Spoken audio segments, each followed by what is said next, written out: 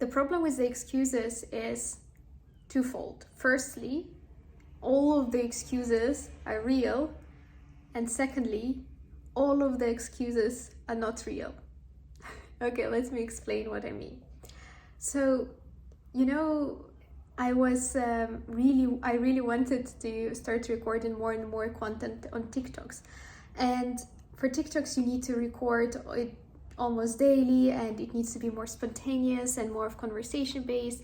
And I was really procrastinating on the task because I was feeling like I don't have a good enough spot to do those recordings.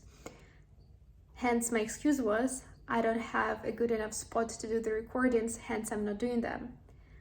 And maybe it was the truth, meaning that I didn't have a good enough spot with the perfect lighting and perfect environment to do those recordings. But at the same time, there was nothing that was stopping me from doing those TikToks or filming them, even with less perfect conditions that I already had, and still having success with how they reach to other people and still helping other people. So then yesterday I decided to do an experiment, and I was like, okay, let me just do it in my darker room, not with the perfect lighting, and just do it. And I did it, and they had amazing results on TikTok. So then it hit me. Was I procrastinating all of this time because of this excuse that I had in my mind that was real, but at the same time, it wasn't really real, if you know what I mean. So then it really made me wonder all of the excuses that I mentioned to myself and if they're really real.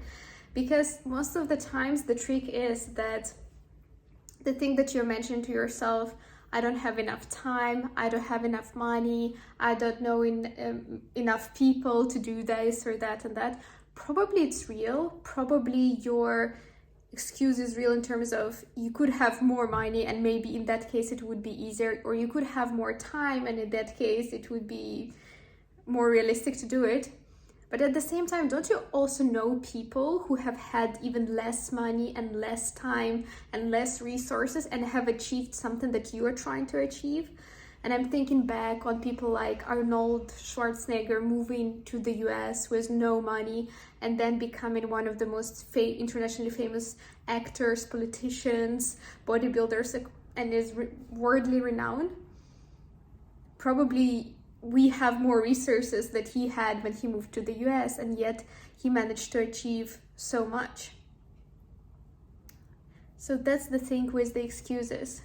The excuses are real, they feel real, they're based in some sense of reality, but then now what? Are we not going to take action? Are we just going to give up on our dreams? No. Just let's try to take action despite of any excuse that we have, and watch the outcomes and watch how we outgrow our excuses. And if you think that something is not possible, look for someone who has already done it, even though they had that excuse. And if you are the first one to do something that has never been done before, that also could be the case, think of yourself, you'll be that example for other people to look up to.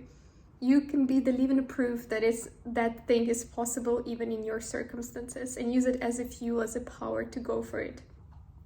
I hope you enjoyed this episode, and I hope that it does help you and empower you to go for your dreams regardless of your circumstances. You've got this, and I see you tomorrow.